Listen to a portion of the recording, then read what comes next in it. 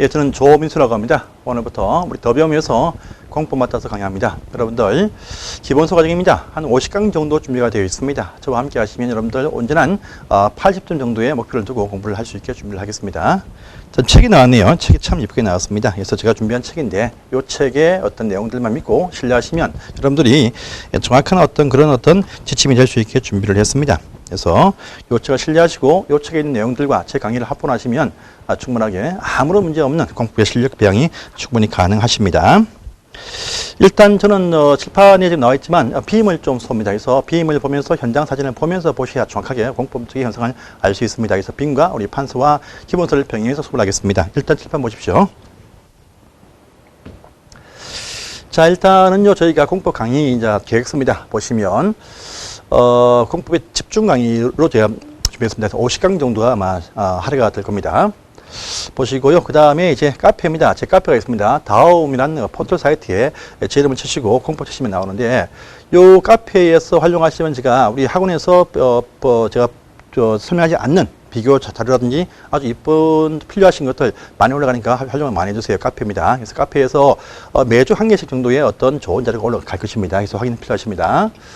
자, 그 다음에 보시면요, 우리 지금 책이 나왔습니다. 공부 기본서 아주 잘 나왔습니다. 그래서 너무 많지도 않고 작지도 않고 딱 적당하게 한 600페이지 정도의 어떤 내용 가지고 준비를 했습니다. 충분하신 어떤 그런 내용들입니다. 자, 보시고요. 혹시나 기본서에 법령이 바뀌는 사항이 있으면 제가 바뀔 때마다 연중 3번 정도 해서 개정사항을 올리겠습니다. 그래서 믿고 가십시오.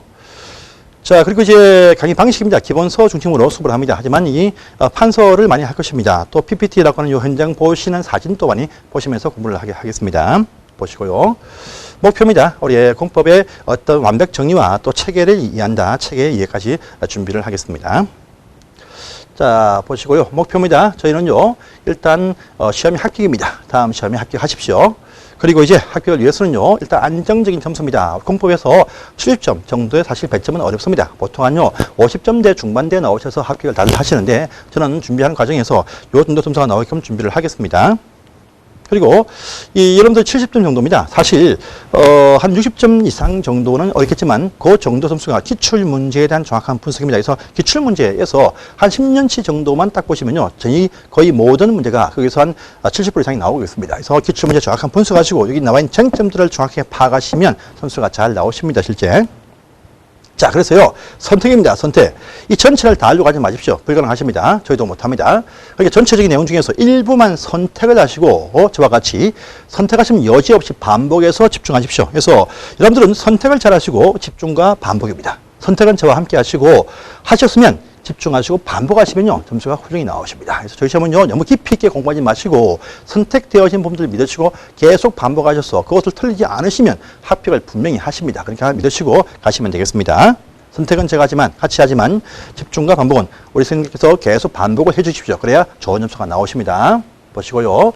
자, 아시겠지만 우리 시험은 1차, 2차입니다. 1차에서 민법과 학교론이 있습니다. 그래서 1차를 합격하신 분들이 2차에 또 응시가 되겠죠. 그래서 2차입니다.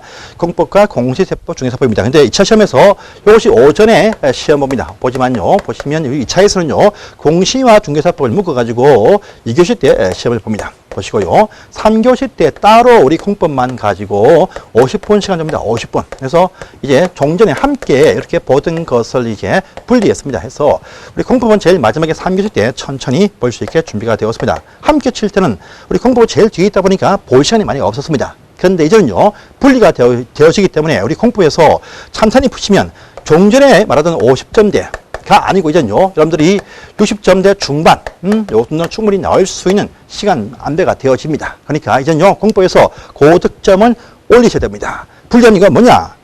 수험생 편의를 위해서 있겠지만 시험 문제를 공법에서 아주 난해하게 내겠다라는 그런 어떤 보관도 깔려 있으니까 공법 올려 매차게 공부를 해야 됩니다. 보시고요. 자, 그래서 이제 우리 공법을 가지고 이제 앞으로 강의를 하겠습니다. 부동산 공법입니다. 자, 공법 오늘 인문입니다. 첫 번째, 우리가 공법이란 무엇이냐, 이걸 먼저 파악을 좀 하겠습니다. 그래서 부동산 공법을 배우셔가지고 향후에 진짜 중개사업을 하시면서 어떠한 도움과 어떠한 필요성이 있을까, 여러분들 진짜 무지막지한 도움 됩니다. 그래서 공법을 잘 하시는 분들이 실제 많은 소득을 올리십니다. 그래서요, 우리 공부의 어려움도 공법이지만 앞으로 소득의 가름도요, 공법이 될 수 있습니다. 그래서 공법은 잘 공부를 좀 해놓으십시오. 자, 보겠습니다. 부동산 공법입니다. 부동산 공법입니다. 부동산이 있고 또 공법 나뉘어서 문장을 구성합니다. 자, 부동산이 뭔지 다 아십니다, 여러분들이. 합쳐서 공법인데, 부동산들, 토지와 그 정착물들입니다. 그래서 부동산, 움직이지 않는 물건 말합니다. 참 많습니다. 많아요. 참 많지만 우리 그 중에서 토지와 건축물만 주로 취급하십니다. 그래서 당연 다 필요 없고요. 토지와 건축물에 관한 사항이다. 이렇게 알아주십시오. 공법이다. 뭐냐? 합니다. 그런 토지와 건축물에 대해서 개인들이 마음대로 이용하게 방치한다. 자기의 땅이다. 자기의 건물이다. 내 마음대로 쓰겠다라고 방치한다. 그런 모양새를 떠올려보십시오. 질서가 있겠습니까? 난개발됩니다. 엉망진창됩니다. 그래서요, 이런 토지와 건물에 관한 개인의 사적인 어떤 토지 이용 방법에 대해서 어떤 행정적인 목적을 위해서, 공공의 이익을 위해서 규제를 하겠다고 한 것이 공법의 목적입니다. 규제는요, 국가나 지방자치단체, 행정청에서 법령에 위임받아서 법에 있는 대로 파악을 하는지를 봐가지고 규제하겠다라는 의미가 포함되어 있습니다. 그래서 이 부동산 현상에 대해서 공공의 이익을 위해서 규제하기 위한 법률 일체가 다 부동산 공법인데 엄청 많습니다. 엄청 많아요. 부동산 현상을 규제한다. 여러분 참 많은 법이 있습니다. 다 볼 수는 없고요. 중개사업을 하시면서 꼭 필요한 6가지를 선별해서 우리 시험에 편성을 시켜놨다. 이렇게 아시면 되겠습니다. 자, 보겠습니다. 계속. 여러분들. 자, 보시면, 그렇게 뭐 좋은 동네는 아니네요. 산 동네 같이 보입니다. 달 동네. 우리 이 편에서 자주 나옵니다. 이런 멋진 산이 있습니다. 산이 좋은데 이쪽 지역을 재개발하기 위해서, 보십시오. 이렇게 난이하게 공사를 한다고 생각해 보십시오. 여러분들. 이렇게 막 산을 깎아가지고 건물을 짓겠죠. 해서 지어진 모양새가 이렇습니다. 산 정상까지 아파트가 올라간다. 참 모양새가 보기 참 좋겠죠? 좋습니까? 아주 안 좋습니다. 그래서요, 토지 이용상들을 정말 합리적으로 이용하기 위해서 이렇게 합니다. 보십시오. 여러분들, 막 산은 타고 올라가죠? 그런데 이쪽만 지어주면 좋은데, 옆으로 번집니다. 제발 그만 넘어와. 힘들다겠죠. 그래서 골고루 전체의 발전을 잘 도모를 해야 되겠습니다. 그래서 보니까 이왕 개발할 바에 멋지게 계획을 세워서, 멋지게 토지 계획을 세워서 저렇게 하면 계획대로 건물을 딱 지어보니까 이렇게 탄생이 딱 되어집니다. 멋진 걸린 공원을 끼고 멋진 시가지 형성이 쭉 되어 있죠. 동탄지역입니다. 동탄. 이와 같이 계획된 어떤 토지 개발을 통해서 보존할 때는 보존하고 개발을 잘 해보자는 의미에서 공법이 있는 것입니다. 그래서 이런 식의 어떤 탄생과 멋진 토지의 이용을 위해서 공법이 있는 것이죠. 이용뿐 아니겠죠? 보시면요. 자, 개발도 잘 되어 있지만 그 시가지 내에서 멋진 공원들, 여의도입니다. 여의도. 공원들 참 멋지겠죠? 요 시가지와 공원 어우러집니다. 아주 멋집니다. 이런 곳의 탄생을 통해서 아주 멋진 형성을 시키겠다. 또 보존할 것은 보존하자. 정말 북한산입니다. 참 보존도 필요합니다. 이렇게 해서 보존도 필요하다. 난개발되지 않게. 이런 식의 목적. 푸른 덜판이죠. 우리 국민들의 먹을거리가 여기 다 녹겠죠. 이것을 보존을 해야 됩니다. 그래서 이용과 개발할 때는 잘 계획을 세워서 영토를 하고 또 이것을 보존을 해서 우리 먼 장래에 우리 후손들을 위해서 땅을 물려주어야 됩니다. 우리만 쓸 것이 아닙니다. 이런 식의 목적을 위해서 공법이 탄생이 되었다. 이렇게 아시면 되겠습니다. 어떤 토지와 건축물에 관한 공공적인 어떤 그런 목적의 실천을 위해서 규제한다라는 의미에서 부동산 공법이 나왔다. 이렇게 아시면 돼요. 그래서 보시고요. 자, 보십니다. 자, 우리 한국의 토지입니다. 참 커 보이죠? 그래서 크지 않습니다. 10만 6천 제곱킬로미터의 정도의 면적이 있습니다. 있어요. 이런 전체적인 토지가 보시면 우리 한국은요, 8개도입니다. 그래서 제주도 빼고 8개도입니다. 경기도, 강원도, 충청 남북도, 경상 남북도, 전남북도 8개도가 있습니다. 이거요. 그다음에 1특별시 서울시를 말합니다. 그다음에 6개 광역시가 쭉 형성이 쭉 되어 있습니다. 또 1개 특별자치시 세종시를 말한다 하시면 됩니다. 또 특별자치도 안보지만 제주도가 있습니다. 그다음에 그 아래에서 69개 구와 76개 시와 80개 군이 형성이 쭉 되어서 이 토지 이용을 다 분리해서 이렇게 관리하고자 이렇게 구분을 쭉 해놨다라고 합니다. 해요.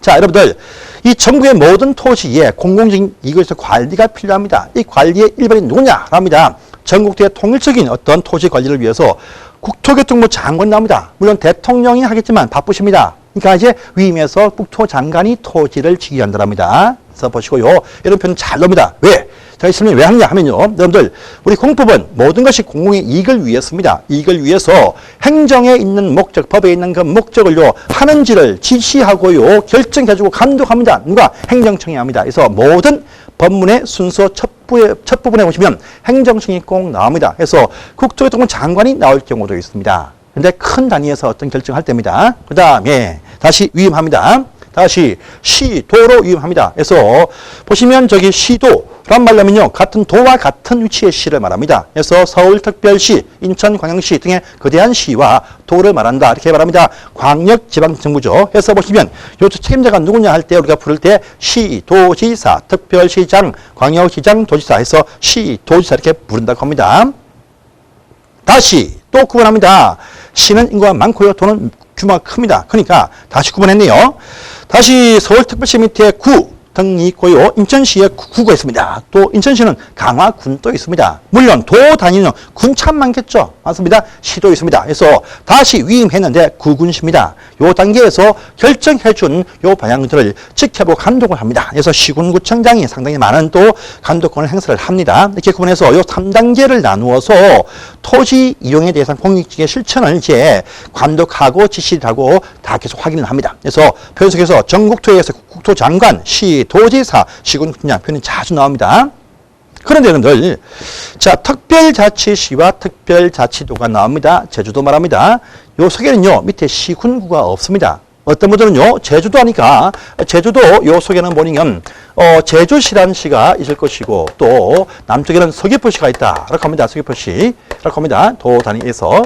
그런데요, 우리가 시군구청장 할 때 요 시군구는요, 주민이 투표를 해서 선출한 바로 자치권이 있는 자치시군을 말합니다. 그런데 여러분들, 우리 제주시장과 서귀포시장은요, 제주도지사가 임명을 한다 해서 관선시장 이렇게 부릅니다. 그래서 이들은 여기에 해당이 안 됩니다. 물론 여러분들, 자, 우리 경기도 성남시입니다. 성남시에 보시면 저기 어디습니까? 각종 분당구라고 하는 잘 사는 어떤 지역이죠. 요 구가 딱 봅니다. 분당구.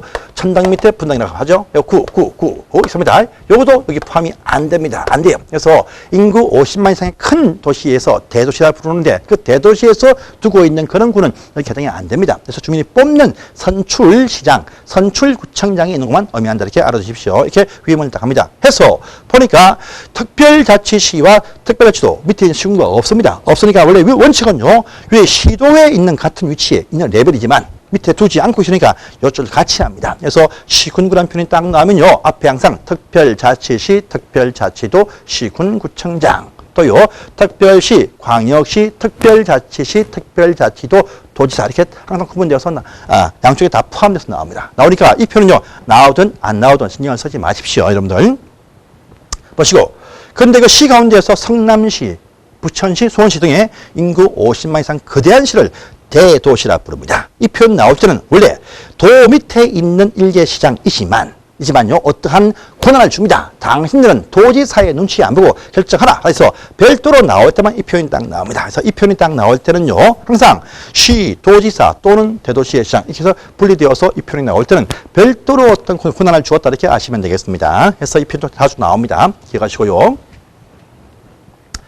자, 이렇게 해서 구분이 쭉 되어 있습니다. 다시 합니다. 시도하면요, 특별시, 광역시, 특별자치시, 특별자치도, 도를 말합니다.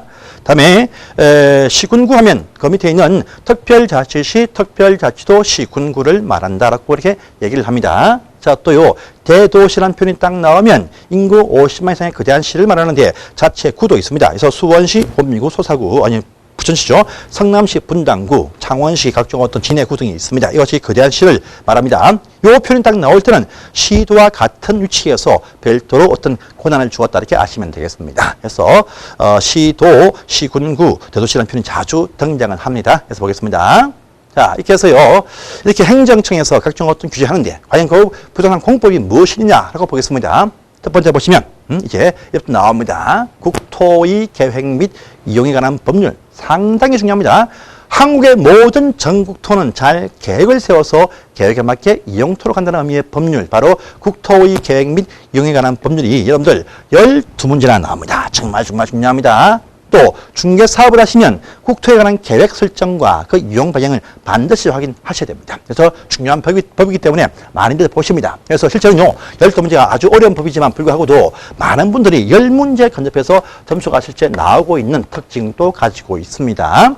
자, 또 보십니다. 앞으로 배우실 것인데, 우리 토지 이용상 중에서 거대한 신도시급 되는 거대한 개발 사업을 합니다. 뭐 동탄이다, 판교다 막 나옵니다. 이런 거대한 사업을 할 때는요, 도시개발 사업이라 부릅니다. 이 개발 사업을 아주 정밀하게 관리하기 위해서 만든 법이 있습니다. 뭐냐? 도시개발법이라는 법이 딱 나옵니다. 요거는요, 6문제 나옵니다. 6문제. 그런데요, 아주 좀 어렵습니다. 그래서 요건 3분의 3 해서 3문제는 맞힌다.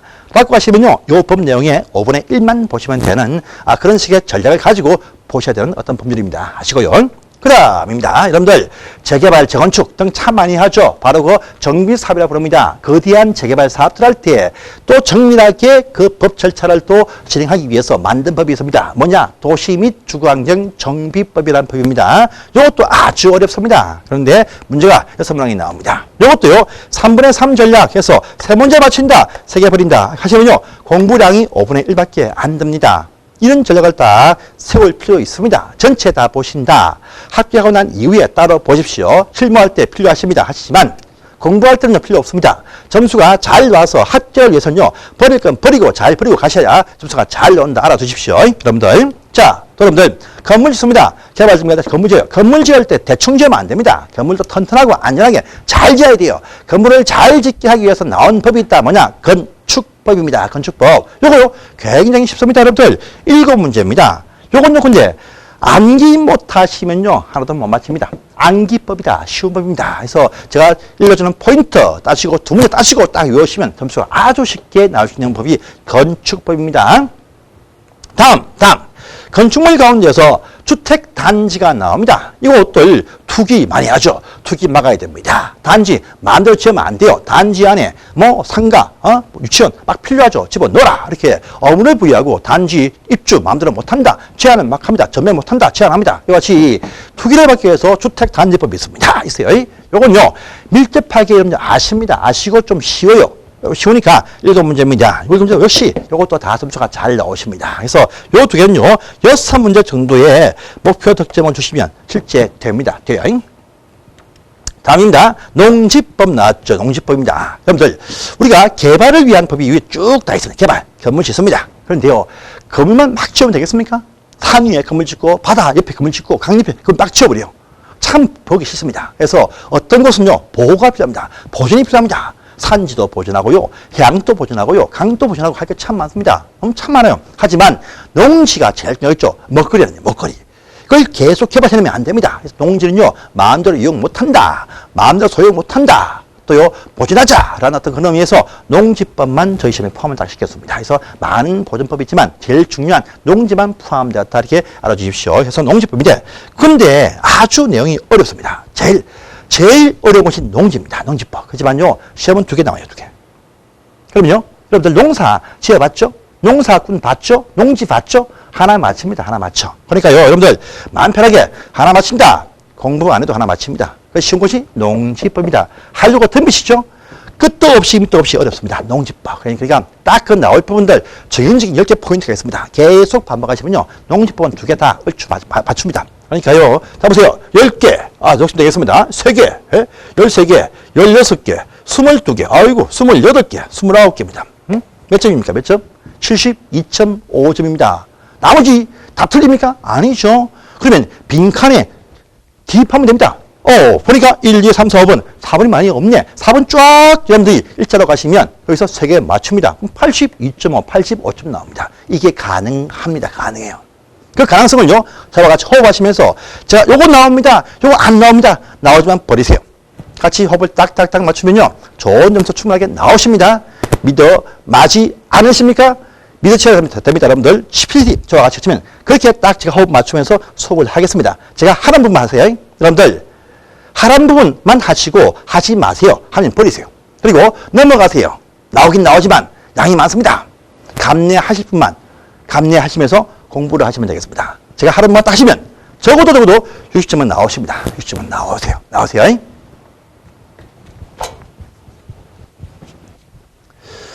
자, 그 다음 번 내용 보겠습니다. 자, 그래서 첫 번째 법률입니다. 첫 번째 법률부터 이제 구성을 훑어보겠습니다. 국토계획법이겠죠. 이 말이 좀 말이 좀 깁니다. 그래서 앞으로 볼 때 국토 계획법이 이렇게 국토계획법입니다. 한국의 모든 토지는 계획을 세워서 이 계획에 맞게 이용토록 하자는 의미의 법률. 참 멋진 말이죠. 우리나라 모든 국토는 토지들마다 구석구석 계획을 세워서 이 계획에 맞게 이용되게 하겠다. 참 멋진 말입니다. 실제 그러합니다, 여러분들. 여러분들, 여기 지리산 산골짜기에 있는 땅, 여러분들 서울시 명동에 있는 땅, 모든 것이 계획대로 착착착착 움직이는 거 모르시죠? 그렇게 됩니다. 여러분들 모르시지만 자기 땅을 샀다. 그 땅에 이미 정부에서 시에서 어떤 이용하세요. 계획의 발표가 딱 되어 있습니다. 거기 맞지 않게 하시죠. 건축 못합니다.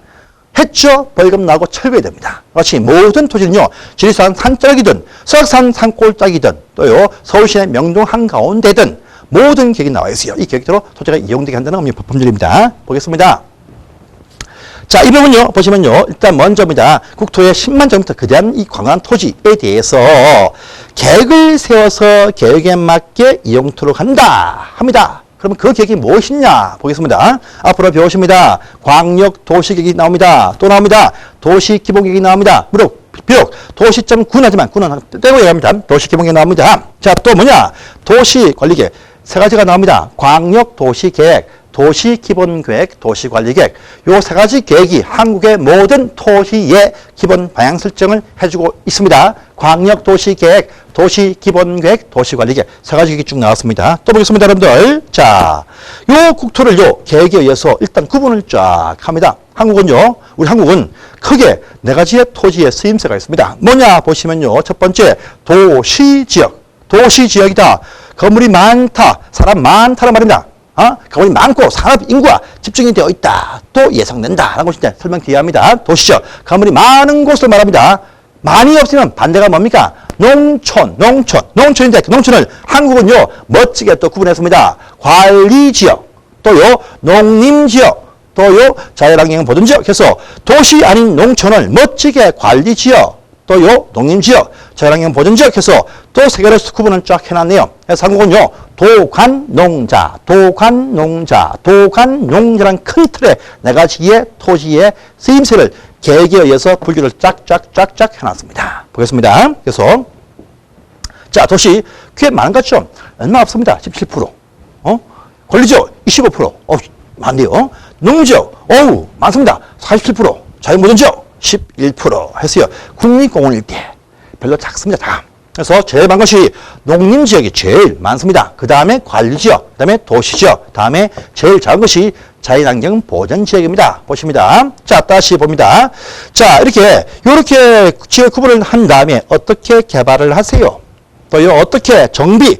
여러분들 개발하면요, 없는 빈 땅에 건물 올린다. 신개발입니다. 정비는 뭐냐? 재개발. 낡은 건물 다시 철거해서 다시 올린다. 재개발. 예, 대표적인 것이 정비. 그래서 개발하면 신개발, 정비는 재개발의 의미입니다. 어떻게 하세요? 딱 나와 있습니다. 자, 또 개발만 합니까? 놓아둔다. 보호해야 된다. 해서 보전사항도 이게 다 나와 있습니다. 그래서 첫 번째 우리 한국은요, 모든 토지를 서임새 구분을 딱 해주고 이 서임새 구분되어진 대로 개발, 정비, 보전하세요라고 정해져 있는 법률이 바로 국토의 계획 및 유행하는 법률 이렇게 부릅니다. 한국의 모든 토지는 이 세 가지 계획에 의해서 광역도시계획, 도시기본계획, 도시관리계획에 의해서 용도 구분한다. 도관농자 정해지면 토지마다 어떤 개발하세요, 어떤 정비하세요, 어떤 보존하세요 라고 정해진다에 관한 법률이 바로 국토의 계획 및 이용에 관한 법률이 되겠습니다. 정말 중요한 법률입니다. 해서 보시고요. 여러분들, 근데 개발할 때요, 자기 땅에 건물을 올립니다. 개발 행위, 건축 행위 할 수 있습니다. 그런데 아주 크게요. 집단 개발, 거대한 신도시 나올 때, 요 법에서 다 담기 어려워. 그래서 요 개발 사업을 아주 크게 하는 개발 사업이란 거대한 그 개발 구역 내에서 하는 거대한 사업을 위해서 만든 법이 바로 도시개발법이 되겠습니다. 자, 또요, 정비행위. 자기 낡은 건물을 철거해서 다시 올린다. 할 수 있습니다. 그런데 일단의 지역 전체가 다 몽땅 철거해서 몽땅 다시 올린다. 이 거대한 사업이죠. 이 거대한 사업을 위해서 만든 법이 있어요. 뭐냐면요, 도시 및 중앙정 정비법이라는 법이 또 탁 튀어나옵니다. 자, 다음에 보전할 게 참 많다 했습니다. 참 많아요. 산도 있고 덜도 있고 뭐십니까? 물도 있고 바다 있고 참 많습니다. 하지만 우리가 거래 많이 하시고 허리 자주 보시고 좋아하는 땅 있죠. 뭐십니까? 농지에 관한 법률, 농지에 관한 소유 제한하고요, 이용 제한하고 보존해보자 하는 의미가 듬뿍 담긴 농지법을 또 배우십니다. 농지. 여러분들 농지 좋습니다. 여러분들 지가지에서의 땅 너무너무 비쌉니다. 하지만 농지가시면요, 제가 산 땅이 참 많이 있어요. 그런 산 땅에 대해서 사전 미리 확보를 한 가운데에서 그 땅에 대한 가치 상승을 보면 그 정말 기쁨을 느낄 수 있습니다. 공법 통해서 아실 수 있어요, 여러분들. 그래서 농지법이 딱 나옵니다. 그래서 그게 법 4개죠. 국토계획법, 도시개발법, 정비법, 농지법 4개가 쭉 나왔습니다. 자, 우리 또 배웁니다. 뭐 있죠? 보십니다. 자, 여러분들. 자, 개발 정비 보존할 때, 특히 개발 정비할 때 뭘 합니까? 건물 막 지어요, 건물. 이 건물 지을 때 안전한 건물, 튼튼한 건물, 또 제대로 잘 갖추고 있는 건물이 나와야 됩니다. 이런 건물의 탄생을 위해서 만든 법이 있습니다. 뭐냐? 건축법이라는 법이 딱 나옵니다. 건축물, 안전, 한 건물, 기능 갖춘 건물, 이쁜 건물, 조경 설치한 건물 등의 탄생을 위해서 건축법이 나와서 제안을 막 합니다. 해요. 자, 또요, 건물 가운데서 아파트 주택 참 좋아하시죠? 이 주택이 탄생될 때 단지 안에 놀이터도 넣고요. 또 뭐있습니까? 관리 사무실도 넣고 또 상가 넣고 막 해야 됩니다. 이것을 위해서 단지 이렇게 이쁘게 꾸며보자. 또 단지는 마음대로 투기 못하십니다. 제한해보자 라는 의미에서 보십니다. 단지의 건설 이렇게 하세요. 분양, 공급 마음대로 못한다. 입주할 때도 관리 필요하다. 관리표는 이제 따로 띄어서 말하지만 이건 빼고요. 건설, 공급에 관해서 일반적인 질서를 잡아보자 라는 의미에서 주택법이 또 딱 등장해서 우리 시험에 6개 포함이 딱 되어 있습니다. 그래서 보십니다. 그래서 이렇게 6개 법률이 딱 포함이 되어서 총 40문제로 우리 공부의 구성이 딱 되고요. 여러분들은요, 30개 정도의 목표를 두시고 공부를 해 주세요. 10개는 버린다 해도 30개는 충분히 맞힐 수가 있습니다. 여러분들. 자, 보겠습니다. 이제 첫 번째입니다. 국토에 관한 계획과 국토의 계획 및 이용에 관한 법률. 이제 책을 딱 보겠습니다. 책을 딱 보세요. 자, 여러분들 책 아주 이쁘게 표지하기 이쁘게 나왔습니다. 참 이쁘게 책 나왔네요. 작년에 비해서 아주 활자도 커졌습니다. 참 이쁘게 나왔습니다. 제가 쓴 책이지만 누구 집 아들이 이렇게 책을 이쁘게 썼습니까? 참 이쁘게 책이 나왔네요. 참 보기 좋습니다. 자, 그래서 앞으로 보실 것입니다. 자, 책을 딱딱 넘겨보시면 목차도 나와 있고요. 자, 이제 페이지 딱 보시면 몇 페이지입니까? 8페이지에 보시면 첫 번째 총칙에서 나옵니다. 국토를 잘 계획을 세워서 이용하겠다는 법률 총칙이 딱 나네요.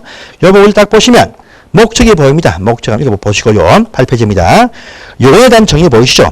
이 용어 정의 박스가 2페이지에 걸쳐서 있습니다. 이 박스에 이 내용이 앞으로 배우실 모든 사항이 다 여기 핵심이 다 포함되어 있습니다. 요 사항 확대해서 배우는 것이 바로 부동산 공법이요 국토계획법입니다. 그래서 요 박스는요, 여러분들이 이 강의 끝나고 나서 한번 쫙 보시면 굉장히 쉽게 볼 수 있으니까 지금부터 확대 설명이 필요가 없습니다. 통과를 바라겠습니다. 해서 보시고요. 바로 지금부터 10페이지입니다. 제3절에 국토 이용 및 관리에 관한 기본 원칙 해가지고 국토의 이용 및 관리 기본 원칙 딱 보이네요. 필요 없네요. 이거 X 하시고 넘어가시고요. 한 장을 또 넘어가세요. 넘어가십니다. 그러니까 12페이지에 중요한 사항이 나왔습니다. 제4절 국가계획과 광역도시계획과 도시계획들 간의 관계 등 보이시죠? 제12페이지입니다. 이게 참 중요합니다. 칠판 보십시오. 자, 그래서 국토에 관한 이용 계획 체계를 지금부터 보겠습니다. 간단히 봅니다. 간단하게. 상세한 사항은 다음 시간부터 상세가 쫙 나옵니다. 여러분들. 보겠습니다.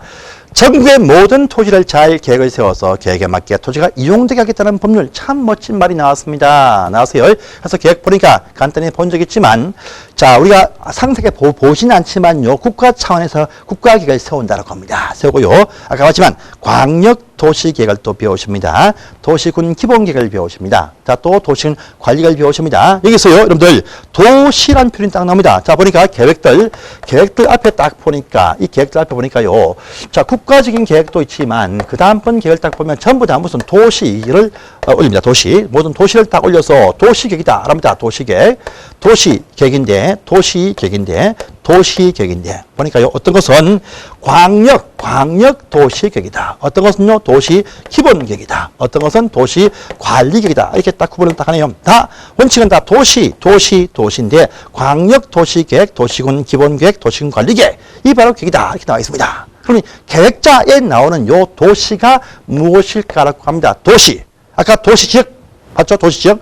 도시지역, 건물이 많은 곳이다. 아니면 농촌적이다. 관농지다. 구분했습니다. 이게 아닙니다. 아니에요. 그래서 보십시오. 자, 도시와 군이라는 표현은 무엇이냐? 갖고 쭉 지금 나옵니다. 특별시, 광역시, 특별자치시, 특별자치도, 그다음에 시 또는 군을 말한다 되어 있습니다. 잘 보세요, 여러분들.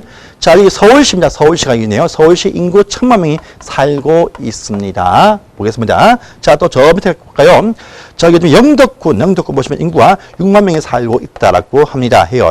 저기 갑니다. 광주시가 안 보이죠? 광주시가 치면 인구가 160만이 살고 있다고 합니다. 대구시 보시면 여기 인구가 250만이 살고 있다고 합니다. 해요.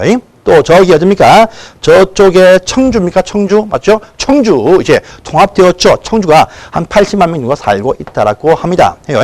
자, 인구 1000만의 서울시나 인구 6만의 영덕군이나 또는 인구 150만의 광주 광역시나 인구 250만의 대구시나 보시면 큰 차이 납니다. 인구가 1000만, 6만 엄청 차이 나죠. 그런데 잘 보시면요.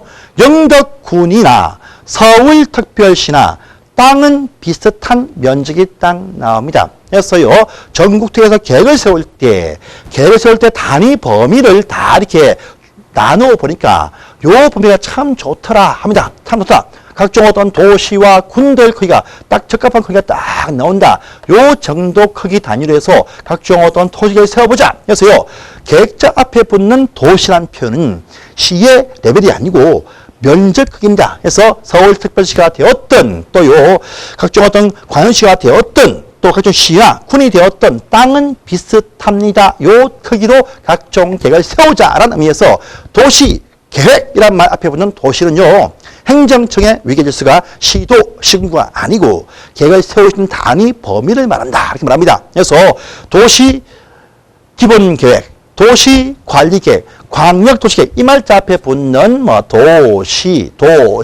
도시는 행정청의 위계가 아니고 땅의 면적 분포로 따져서 이러한 각종 행정구역, 관할구역을 의미한다 이렇게 말합니다. 그래서 계획자 앞에 붙는 도시는 그냥 계획을 세우는 단위 범위다. 특별시, 광역시, 각종 어떤 시와 군 단위를 말한다 이렇게 알아주시면 되겠습니다. 자, 그러면 저기 보니까 도시 앞에 계획자 앞에 도시가 붙었고 그 앞에 또 광역이 딱 붙네. 광역 앞으로 자주 나옵니다. 광역 하면요 크다는 말이 아닙니다. 큰 말이 아니에요. 광역시다 이 말이 아닙니다.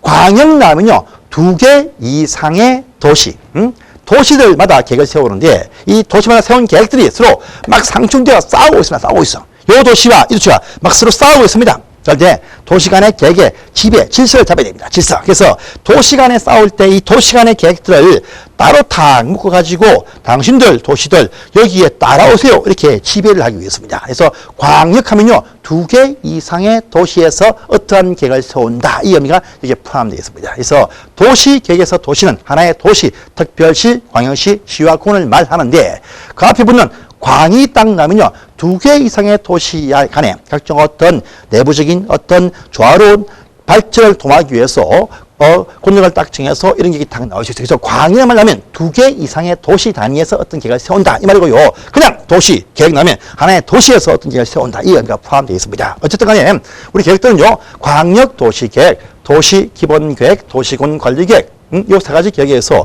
토지 이용이 실천이 되어진다 이렇게 아시면 되겠습니다. 그런데 여러분들, 세운 계획들은요, 항상 상하 계획입니다. 상위 계획이 위에 있습니다. 상위 계획은요, 하위 계획한테 지침이 된다. 이렇게 말합니다. 그러면 하위 계획은요, 밑에 계획들은 위에 계획에 따르게 되어져 있다. 이렇게 얘기합니다. 그런데 서로 계획 내용이 안 맞을 때는요, 밑에 계획이 무효가 아니고 상위 계획이 우선하게 된다. 이 표현, 시험지면 너무나 잘 나옵니다. 자, 찾아보세요. 찾아보시면 12페이지입니다. 보시면요. 2번 상을 보세요. 2번 상. 1번 딱 보십니다. 2번에 반갈로 1번 딱 보세요. 보시면 광역도시계획 및 도시군 계획은 국가계획에 부합이 되어야 된다. 겁니다. 자, 또요. 자, 이런 밑에 하위 계획들이 국가계획과 맞지 아니할 때는 상위 계획인 국가계획이 우선한다. 이 표현은 또 1번에 딱 나와 있습니다. 자, 또요. 반갈로 2번 보시면 광역도시계획이 세워져 있는 요 지역 안에 있는 도시계획들은요 여기에 부합 되어야 됩니다. 마치 아니하면 상위 계획이 바로 광역 계획이 우선한다. 항상요, 상하 내용이 마치 아니하면 상위 계획이 우선 적용된다, 우선한다 라는 표현을 꼭 기억하십시오. 밑에 이 무효다 라는 말 나오면 X입니다. 상위 계획이 우선할 뿐이고 하위 계획은요, 나중에 조정할 때 반영하게 되어져 있다 이렇게 아시면 되겠습니다. 그 말이 반갈로 1번, 2번 중요하니까 확인 꼭 하십시오. 그 외에는 필요 없습니다. 해서 딱 넘어가십니다. 자, 그래서 그 다음부터는요, 다음 시간에 보시고 이번 시간 여기까지 하도록 하겠습니다. 감사합니다.